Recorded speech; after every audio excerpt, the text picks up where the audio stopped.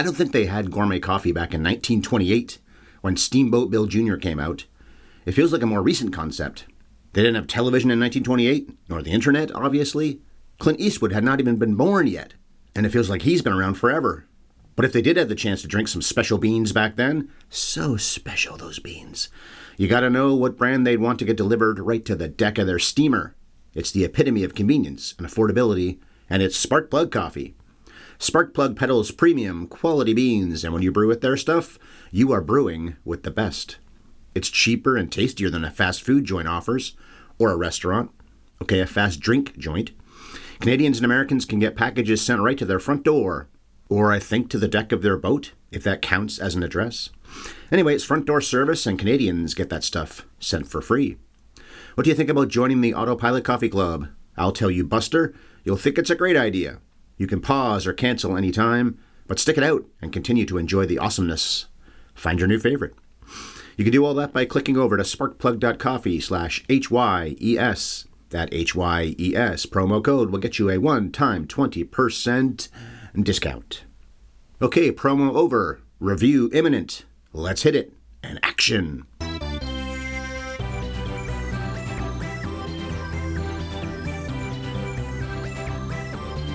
Have you ever seen Steamboat Bill Jr.? Happy New Year, and I guess Merry Orthodox Christmas? Well, that was a few days ago, so I guess I missed that one. We have friends who celebrate Ortho Mass, though, and a little tribute to them here on their Christmas week. In any case, I'm your solo host of today's silent film extravaganza, and my name is Ryan Ellis. My wife Bev is not here to review this particular classic movie for episode number 638, because she never is on Fridays. Yes, this is the month of Bev, where she programs our schedule, but she's not involved in my Friday shows. So for the third year in a row, my first solo show of the year is about a Buster Keaton movie. A few years ago, Canopy put up what seems to be Buster's whole filmography. I'm recording this in mid-December, so I'm way ahead. Things could change, but it looks like just about everything Keaton ever made is still on Canopy. That availability of the work of a genius of the early days of cinema is one reason I keep doing podcasts about him. Podcasts. This might be the last time I do review a Keaton motion picture, though. There are others I could do, sure, but doing this today means I've talked about his 4 very best films. Plus he had that cameo in Sunset Boulevard, one of the best films, period. But yeah, I think I'll mix it up and cover somebody else in early January next year. But we can enjoy this very talented man one more time today. Let's do that. So Steamboat Bill Jr. was released by United Artists 96 and a half years ago on May 28th, 1928. I'm not sure how this fared at the box office, partly because this tomfoolery came out 96 years ago. It's hard enough to find box office figures in the early 70s, never mind a century ago. But from what I saw, this was not a hit. Even though lately I've been doing a plot description the way Bev does in the episodes we record together at this point in these solo shows, I'm not going to do it that way this time. There aren't that many actors to mention to keep clear who everyone is, and I'll do that in the body of the review anyway. Let's talk numbers. Even though this wasn't true when it first came out, Steamboat Bill Jr. has great scores on Rotten Tomatoes. The critics have it 96% fresh, 50 of the 52 reviews are positive, and the average is 9 out of 10. The popcorn meter is right in line with that. 92% of audiences say it's good. Buster Keaton has plenty of great or even perfect 100% scores on the Tomatoes site, with The Navigator, Sunset Boulevard, where he plays himself, and of course he didn't direct that or really have that much input into that one. The General and Sherlock Jr. are among his highest reviews. And those are the 4 previous titles viz that are somewhere on this channel, by the way. Navigator, General, Sherlock Jr., and the cameo in Sunset Boulevard. The Steamer was put into the National Film Registry in 2016, along with 8 other films that we've covered at one time or another. Ball of Fire, The Birds, Blackboard Jungle, The Lion King, The Princess Bride, To Blave, Rushmore, Thelma and Louise, and Who Framed Roger Rabbit. And this is interesting. This movie inspired Walt Disney's cartoon Steamboat Willie, which is considered to be the debut of Mickey Mouse. And I bring up that short film right now because it's also in the National Film Registry, and it was actually inducted in 1998, nearly 20 years before the movie that inspired it was. The Academy Awards were a newborn in 1928, brand new, and this wasn't up for any. Come to think of it, I don't think any Buster Keaton comedy was ever up for Oscars. Most of his best stuff came out before the Academy even started giving out their awards, though, so there is the inconvenient fact that you can't win an award if the award doesn't even exist yet. This movie was nominated for 2 AFI lists, though, the American Film Institute. Got it right in one shot. The Top 100 Thrills and the Top 100 Laughs. The movie's pretty thrilling, especially at the end, and while I didn't laugh out loud, it's at least a pretty good comedy. I was amused. I was entertained. And Buster did have 3 flicks on the funnies list: Sherlock Jr., The Navigator, and the great The General. So that's enough of the kudos, another hoo-ha. Let's get into the story. We start the story proper with, how about this? A steamboat on a river, which is the not-so-creatively named Steamboat King. And it's not very creative because the name of the owner of this vessel is J.J. King, and he's played by Tom Maguire. The old steamer called Stonewall Jackson that had been the main conveyance on this crick is owned by William Canfield, the Ernest Torrance character. Ernest Torrance. Tom Lewis is his first and last mate. That's what the thing says, his first and last mate. And he's played by Tom Carter. As for that Stonewall Jackson reference, maybe Buster sided with the South during the Civil War because he plays a Southerner in The General, a Confederate, I believe, and this boat honors a Confederate general. Well, he was born in Kansas, although out of curiosity, last night I Googled it, and Kansas did side with the Union during the Civil War. Well, the man was born in the 1800s, and he probably had different views than we do now. Anyway, the Jackson steamer has been on the river a lot longer, and it certainly looks like it has, but King plans to use his beautiful new boat to scoop Canfield's clients and wreck his business. The Kinger just has no respect for the stoner and openly badmouths Canfield in front of the crowd. First mate Tom suggests to his boss that they find a new river, since they've been so owned by that sick burn, yo. Tom's not really wrong, though. America does favor new over old, so the odds are good that if all things were equal, King's boat would bankrupt Canfield's. If what happened in this movie didn't happen, plotline-wise, Canfield probably would have gone into business anyway. This doesn't necessarily have to be the Mississippi River, by the way, but I assume it's supposed to be. These kinds of paddle steamers tended to be there, right? I think so. Although they didn't actually go to the Mighty Miss to shoot this thing. They filmed on a river in Sacramento, and the interiors were in Buster Keaton's studio in California. So it's almost time to meet our main man, Buster Keaton, who plays Little Willie, William Canfield Jr. Well, we only meet him by letter at this point, though. His message to his father says he's coming home from, I guess, college? It's been 4 years since he's been gone, so I assume that Wikipedia is right, that he was off doing some learning. Anyway, Dad is happy for now to find out that his boy is coming to join him on the river. That won't last long. His son's letter even helpfully says, "You can't miss me. I'll be wearing a white carnation." Marianne Byron is Kitty King, who's, you guessed it, the rich man's daughter. I guess she's home from college, too. Same college as Junior. She gets a kiss from dear old Dad and shows off her outfit. It's a pretty nice outfit. If I was wearing it, I'd show it off, too. When Captain Canfield and his man Tom get to the train station to pick up young Bill, Canfield the older sees, what do you know, a man wearing a carnation. Only this guy is black. It's well blocked that you can't see the guy's black face or hands at first because he's digging in a trunk, but you can see the carnation, which is why the guy makes the mistake. It's not exactly funny, but it was well executed. And it seems like everybody in this train has a flower in his lapel. But Bill Jr. doesn't seem to have even been on the train until it pulls away and reveals our young man Buster on the other side. Jr. proves that he doesn't even know what his own father looks like because he asks all the men if they are he. Okay, you've been gone 4 years, and neither of you recognizes the other at all? They probably should have just written it as if they'd never met. Or not, since Willie was a small boy. He wouldn't look that different in 4 years. What they could have done is Canfield had a kid, and then the kid spent his entire life back east or something. That would have made more sense, and I'm retroactively writing the screenplay for Buster and Friends almost 100 years later. Anyway, Dad finally sees Junior from behind and doesn't want this to be his kid, and isn't even sure he is, because I guess the putz lost his ballyhooed carnation. Ballyhoo. But after Junior sets his bag down, Dad sees the name on the name tag, and now he knows. Ernest Torrance does what so many silent actors did and mugs big about how much he isn't pleased that this is his son, who's too busy entertaining a baby he nearly sat on in its carriage to notice Pops and Tom. At first, anyway. I like Buster's beret and little mustache here. He looks silly, sure, but A, he's supposed to, and B, it's another reason for his dad to be ashamed of him.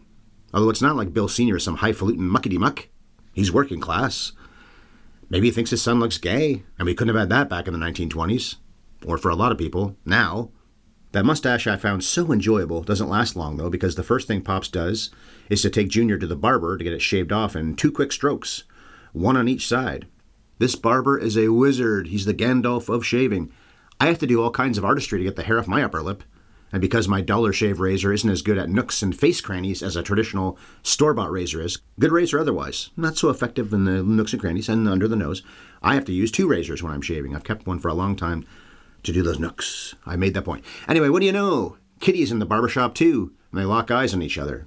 There's no meet cute, though. They met cute sometime before the events of this movie. The happy reunion, happy, happy, joy, joy. It doesn't last long, though. She heads out to see her father or something while the Kentfields and Tom go to a tailor to get some decent attire. James Earl Jones in Coming to America. I don't think I did that very well, but see, he gets into some decent attire. The boy likes goofy hats, but that's not going to fly. Or float. The ones his dad prefers aren't right either, and even he can see that. Until they come across one that seems like it'll work. Only a strong gust of wind blows it away the minute they step outside. Ooh, foreshadowing to later on in the film when we have a lot of strong gusts of wind. So Junior just goes with the beret he already had. What an incredible waste of time this hat hunt was. Okay, it wasn't a waste because it's a fun bit when Buster gets about 30 hats put on his head during a very long take, including the type he was known for wearing in many of his previous movies, maybe all of his previous movies, the pork pie hat. But he doesn't stay with that hat. When he does wear one in this movie, it tends to be the beret. None of this was all that funny to me, but I got a kick out of it. And that's the unfortunate truth in a lot of this man's films. You can like them, I like them, but tell me, do you really laugh out loud all that much? I probably said this the last couple of years on the other podcasts. Shoot me a message and tell me if these old silent movies actually make you laugh out loud with any regularity. Not just his, Chaplin's, Harold Lloyd's, others. Truly laugh out loud, not just enjoy them. Well, anyway, it's time to rustle up some clothes appropriate for working on the boat. The key part of this is when Kitty comes up for a cuddle with Kenfield the Younger, and he ends up nuzzling her hair, which her dad doesn't like much none either. And the outfit he chose is pretty snazzy, although I think his dad is annoyed with him about it. I guess he looks more like a pilot than a sailor, if pilots were even all that common in 1928. Commercial aviation started about 20 years before this, so maybe. Buster gets to do some of his trademark physical comedy on the boat, including getting tripped up by a thick boat rope and ending up getting dumped on the deck. He also gets Kitty, for a few seconds at least, until her dad shows up and wags his finger at him. King says he'll wring Junior's neck if he finds him on his boat again. People were often very touchy in the silent days and threw around a lot of violent threats. And the glowering, oh, the glowering. They certainly like to gesture broadly. And if you can't do that when you're in a silent movie, then when can you do it? Willie ends up in a brief scuffle with a crew member from King's boat. Then his dad just balls his son's fist up for him and makes him sock the guy right in the mush. And the fella gets to do a Keaton-esque fall into the river. I thought maybe Buster did this stunt for the guy, but Keaton's face is pretty clearly on camera as the puncher, not the punchee. Old BK did not only do his own stunts, but would often do them for the other actors too, especially if they were too dangerous for anyone else to try. He would try them, but no one else would want to, or they wouldn't be allowed to, maybe. The two boat owners holler at each other some more, but they can agree on one thing. They don't want this little romance between their kids to turn into a bona fide love affair. Dinner with the in-laws would be a nightmare. Well, isn't dinner with the in-laws always a nightmare? Kidding! I like being around my in-laws. Although I'm recording this before the holidays have even happened, so who knows what maniacal things happen over the ho-ho season. Anything messed up was probably my family's, not Bev's. Anyway, because of some hijinks in the engine room that make the steamer's big old paddle go vroom, customers get knocked around up top, and King even ends up in the drink. And because our boy Little Bill was the one causing the jinx that were high, his old man is finally pleased with his son. A little, anyway. The button to this is when he offers his kid some chaw, which Junior ends up swallowing when he's clapped on the back by his enthusiastic daddy. Ooh, the recycling trucks are picking up stuff right now, I think it is. The good feelings don't last too long, though, when Senior finds his boy asleep in his clothes after having consumed a large amount of peanuts, leaving the shells on the bedroom floor. It's not the same as how movies always show an alcoholic just can't find the time to take his beer bottles to the trash can or the recycle bin. They're always strewn all over the living room. But same basic idea. Have you noticed that, like I have for years now, that the way to show an alcoholic or somebody drank too much that night is there's 19 beer bottles or beer cans around. People are going to put some of those away, if not all of them away. And in case you were wondering, as I was, about those shells, the dialogue, well, the title card, a little later in the scene has Torrance calling them coconut shells, not peanuts. I guess this was just meant to show the old man can't tell the difference between pea and cocoa when it comes to nuts. On the other boat, Mr. King barks at his daughter about how he will find the right man for her, and it won't be the son of a river tramp. Cut to the Canfields with the father saying basically the same thing. He just hates her old man that much that it's guilt by association. Buster finally ends up in the outfit he'll wear for the rest of the movie. His dad really hates that suit he got from the tailor. I don't know why. He looks sharp, and now he looks schlubby. Partly because the clothes are too big for him, especially the jacket. But we need comedy, Ryan. Come on, we need comedy. Buster does some more pratfalling on the deck, including into the river. If Keaton was in constant pain when he got older, you can certainly understand why. He was either made of high-quality rubber, or he paid for doing this to himself when he got a lot older. Dad is mad that Junior isn't in bed like he thought he was, And he really steams when he sees the boy climbing from out of the water and onto the king boat. Although what he doesn't know is this wasn't an "I'll defy you, Dad" type of thing. He just had to get up out of the water and onto one of the boats, and this one was easier. JJ and his men attack Willie when they see that he's defied the order to stay off the king boat, and they end up wet again too. But Junior dives past them while they're busy sputtering in the H2O. And for probably some racist reason, I don't get why they did this, but maybe all black people were afraid of swimmers who pop up unexpectedly back in the 20s. Willie makes a black guy who had been happily strumming on a guitar on the dock run away. We've seen that Junior has verve, but Dad has seen enough of his jinx. He buys a ticket for his kid to go back to Boston, get him out of his hair. The next morning, Bill Sr. finds that his boat has been condemned because it's unsafe. The older Canfield gets in the older king's face and accuses the condemning of being his doing. But even though the movie never makes it entirely clear, I don't think this is his fault. Even if he certainly agrees that the Stony Jacks should be taken out of commission. Stonewall Jackson. Canfield gets thrown in the hoosegow for attacking his rival.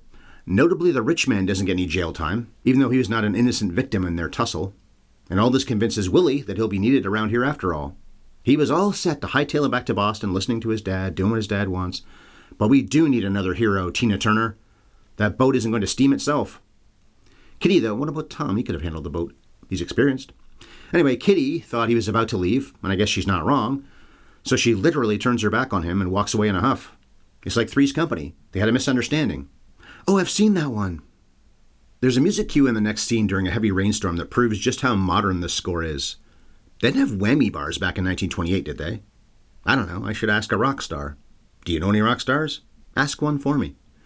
Well, whatever the effect was or how it was made, it sounds like something from my lifetime, not from nearly 100 years ago. And you know what? There's a print of this movie as a link on Wikipedia's Steamboat Bill Jr. page, so I clicked on it, assuming it would look horrible. But I was wrong. It's the entire movie, and it looks pretty good. The 4K print on Canopy was beautiful, but I didn't love the anachronistic music score in the whole thing, but especially in the scene I just talked about. And when you watch Buster walk down the street in that rainstorm through the link on Wiki in this scene, I checked, and it's the jaunty but old-timey music you'd expect to hear. So I should just watched it that way, I guess. I just found out too late this was even an option. I didn't know I had movie links entirely on Wikipedia. Anyway, Keaton pulls off a nice little gag when he goes up to his waist in a deep puddle, and his jacket fans out. It looks like he's half a person. I like this. It's a good gag. Then he goes to the clink in hopes of being able to give his paterfamilias a great big loaf of bread. The actor who plays the sheriff watching over Daddykins is not in the credits, by the way, even though he gets plenty of screen time in this scene. They list the minister, who appears at the very end, but not the cop. Dad didn't want that bread at first, but he does once he figures out there's a bunch of tools hidden inside that can help him break out, hence the comically large loaf. But oh no, klutzy Willie lets the tools fall out and clatter on the floor. Junior claims that happened because the dough got in the tool chest. I chuckled at that line. The cop roughs up the young man for trying to pull this stunt, which makes Pops pretty mad on behalf of his son. Of course, he's always mad, so this is right in character. The sheriff offers Willie to take a free shot. The hubris. And Willie remembers that his father taught him how to throw a punch when they were on the boat, so he cold cocks the cop. After some comical attempts to use the keys to open up Dad's cell, they get her done. Big Bill doesn't realize his son isn't right behind him, though, as he makes his break for it. That's because Junior got his pants caught in the door of the cell, and he's trapped, until he does get away and grabs his trusty umbrella, which is inside out and not doing much effective umbrella-ing in the ongoing downpour. Opening up that cell door gave the man with the badge a chance to wake up and return the favor by blasting Willie on the head, sending him to a local medical facility. Canfield defends his son for once, punching the man who just punched his kid and taking himself back into his cell. The rain's been teeming down through all this, and now it turns into a cyclone. The wind is so strong that even the sides of the steamboats are swaying on the river. Yeah, the boats are moving in the water, but I'm talking about the sides of them look like they might come off. And the fish restaurant on the pier does collapse, while entire sides of other buildings are ripped right off. Willie wakes up in the hospital once the entire roof gets torn away, then his bed gets blown down the street with him still on it. Old Stoneface lives up to that name through all this. That was Buster's gift, not making big faces even when big things were going on around him. The production used something like a half-dozen plane propellers to get this much wind on set. Okay, well, here's the red letter moment in this entire movie. And it's something like 20 seconds away from being literally 1 hour into the film. I know that because I paused it to go get a drink and saw that it was almost an hour in. You really had to wait for this big moment. After his bed is blown far from the hospital, Keaton stands up in a daze, right in front of a house that's teetering on one side. Then he ends up in exactly the right spot for the attic window to line up with his body when the wall falls. And Keaton really did just stand there, pretending not to notice that an entire heavy wall that weighed a few tons, legitimately, was heading his way. The only reason this even worked is because they figured out the precise spot he had to be, and I do mean precise. I guess some crew members protested and wouldn't have any part of this, so they left the set rather than maybe see him turn into human goo. Of course, he risked his life plenty of times while making other movies, and a few other times making this movie. I wonder how they felt about that. Did they walk out then? Keaton reportedly even shot a scene similar to the house gag earlier in his career, only that wasn't as dangerous as this one. Smaller wall, I guess, maybe? Less worry about being completely crushed, probably just a little bit maimed. But all kinds of stories online bring up that he was down for all kinds of reasons, depressed, I guess, and maybe didn't entirely care if he survived this or not. I don't think he wanted to die. He just wasn't as worried about it as he might have been when his life and career were in better places. I replayed this a few times. Even though I've seen the movie before and I've seen the stunt many times on YouTube, it is truly amazing. You've probably seen it too. You know what I'm talking about. The guts to just no-sell something like this? Man. The wind continues to blow Willie around and he fights it in his Buster Keaton way, flopping all over the place. At one point he's standing 45 degrees against the gale force wind. What wipes him out isn't even that though. It's when he's hit by a pile of boxes that got blown off a truck.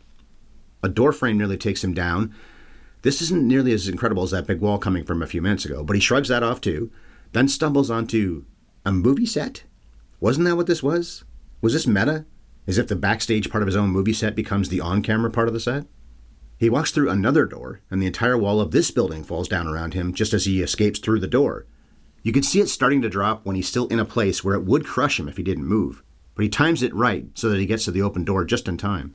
He even nearly gets crushed by an entire house that's roaming around free, just roaming around. But that misses him too.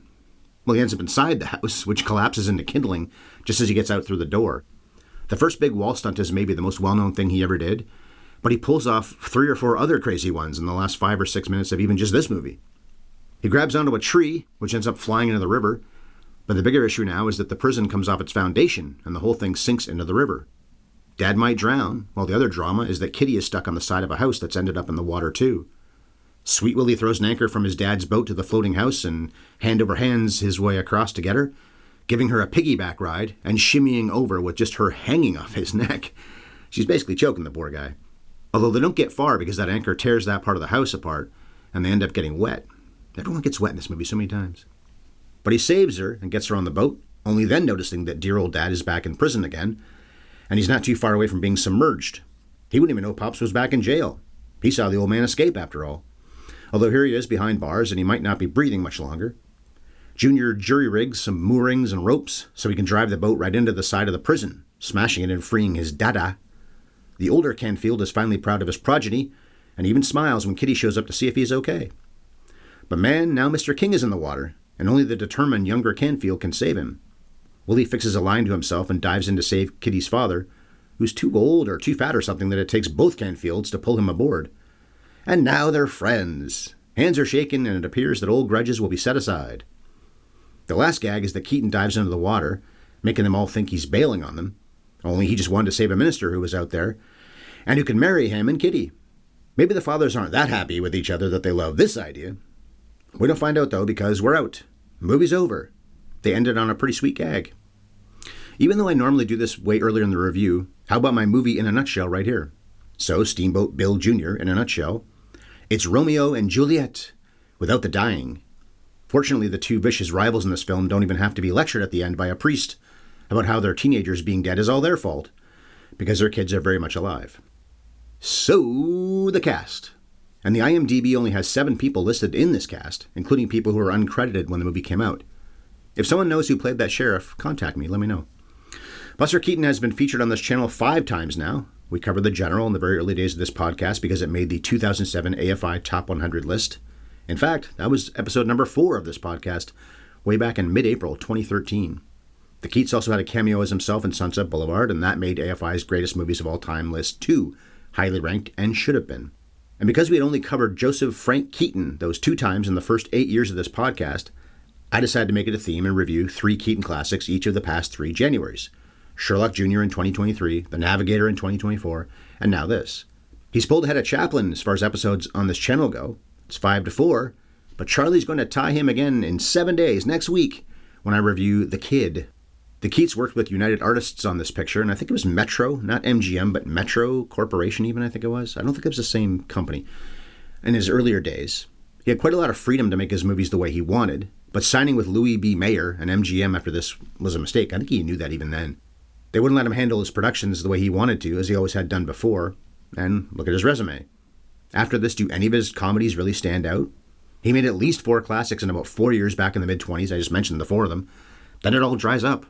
He got to be quite a drinker, but at least he didn't fade into obscurity. He kept working, although he had to do silly crap like those Frankie and Annette Beach movies in the 60s. He was in at least 2 of those. Buster did live for 70 years, which is about how long George Carlin lived. Both guys deserve more, but I guess I would take 70 years and be fairly content. And the AFI didn't forget about Buster. He was 21st on the guy side of the top 50 stars list, 1 spot behind the Marx Brothers, I'm glad he's on there, but I don't think they should be. Nothing against the Marx Brothers, but they shouldn't have made that list. Chaplin made it too. He was 10th. I'm not a fan of that stars list, as I've said 100 times on this podcast, but it would be flat out invalid if they didn't remember Chaplin and Keaton. Ernest Torrance plays his dad. He only made movies for another 5 years after this because he died in 1933. He was in the Lon Chaney silent version of The Hunchback of Notre Dame a few years before working with Buster. I covered the 1939 Hunchback, a month ago? 2 months ago? I don't think Torrance has been in anything we've actually reviewed, and he doesn't seem to have appeared in another Keaton film. Tom Maguire, J.J. King, also doesn't appear to have worked with Keaton again after this, unless there was a title or two that I overlooked on his IMDb page. He was in things like Little Caesar, She Done Him Wrong, and the Marx Brothers film, A Night at the Opera, all of which have been covered on this channel. And I guess this is just how they did things back then if you weren't a star, but his IMDb page has him in so many roles that were uncredited.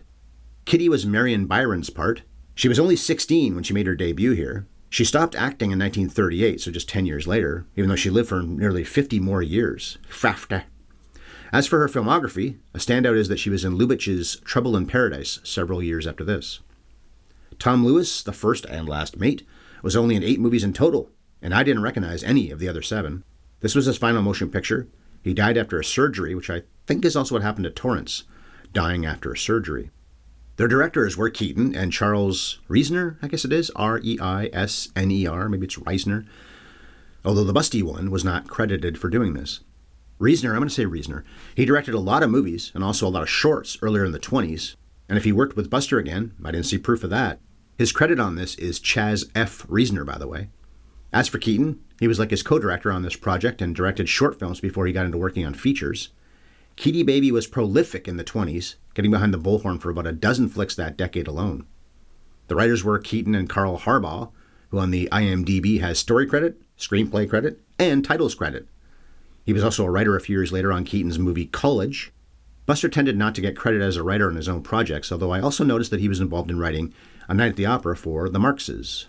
Burt Haynes and Devereaux Jennings photographed this'n. It's of course in the 1:3:3:1 Academy ratio, as everything was back then, and it's in black and white. If I didn't say that, it's a black and white silent movie. Haynes and Jennings have camera credit on The General as well, and then Haynes also worked on Keaton's Battling Butler, Go West, and College. In fact, Burt only worked on 5 movies, and they were all Buster Keaton flicks. He was only in his early 30s when he stopped making stuff, and he lived until 1991, but still, this was his last credit. Sherman Kell was the editor. He helped cut The General for Buster, and even though there is a music score on that wiki print, and it definitely sounds like it was written in the 20s, I couldn't find any credit for the composer.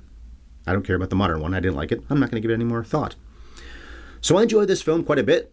Keaton, as always, gives it his all. If he's not the single greatest and most fearless actor/stuntman in movie history, then it's Jackie Chan or Tom Cruise.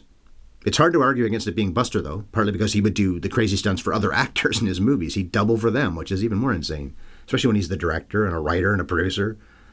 But here's the final rub about Steamboat Bill Jr., and I know I've said this about Sherlock Jr. and The Navigator, and maybe I said it about The General all those years ago, too. Buster Keaton's movies just don't make me laugh very much. I chuckle at them, I snicker, I smile a lot. I admire them immensely, that's for sure. That cyclone sequence at the end is filled with incredible stuff. But I just wish his movies made me truly laugh the way they busted people up nearly 100 years ago. Although if a person is curious about silent cinema and they don't make sure to check out Buster Keaton's best stuff, even if they think the comedy is dated, then they're nuts, boy, nuts. But to be very clear, I am a thumbs up on this movie. So that was how I saw Steamboat Bill Jr. In a minute or so, I'll let you know how to communicate with us and also what our next few episodes will be. But first, let's see if you can answer these trivia questions 3. Just like Steamboat Bill Jr., they're all action comedies. So question number 1.